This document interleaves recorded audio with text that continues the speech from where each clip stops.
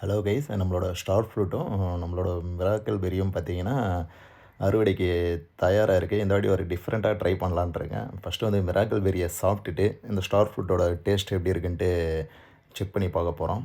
நம்ம வீடியோவை கடைசி வரைக்கும் பாருங்கள். அதுக்கு முன்னாடி ஒரு லைக்கை தட்டி விட்டு பாருங்கள். இந்த வாட்டி பாருங்களேன், ஸ்டார் ஃப்ரூட்ஸ் நம்மளுக்கு செம்ம காய் நின்று இருக்குது. இது பார்த்திங்கன்னா ஒரு லோ மெயின்டெனன்ஸ் செடி தான்.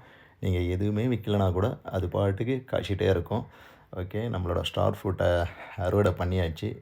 இந்த மிராக்கிள் பெர்ரி பார்த்தீங்கன்னா 2 மந்த் ஒன் டைம் நம்மளுக்கு ஃப்ரூட்ஸ் பார்த்திங்கன்னா தந்துகிட்டே இருக்குது. ரெகுலராகவே இருந்துகிட்டே இருக்குது. இன்னும் சொல்லப்போனால் என்னோடய ஜிம் ஒர்க் அவுட்டுக்கு முன்னாடி நான் எப்பவுமே வந்து லெமன் ஜூஸ் எடுப்பேன். ஃப்ரீ ஒர்க் அவுட்டை பார்த்தீங்கன்னா இந்த மிராக்கிள் பெர்ரி சாப்பிட்டு தான் அந்த லெமன் ஜூஸே நான் சாப்பிட்றேன். அவ்வளோ ஸ்வீட்டாக இருக்கும். ஒர்க் அவுட் பண்ணுறதுக்கும் அவ்வளோ எனர்ஜெட்டிக்காக இருக்கும் எனக்கு. கண்டிப்பாக வந்து இந்த மிராக்கிள் பெர்ரியை சுகர் பேஷண்ட்லாம் உங்கள் வீட்டில் இருக்காங்கன்னா வாங்கி வைங்க. நர்சரியிலேருந்து சூப்பரான ஒரு ஃப்ரூட்டு. வாங்க இப்போ இந்த மிராக்கிள் பெர்ரியை சாப்பிட்டாச்சு.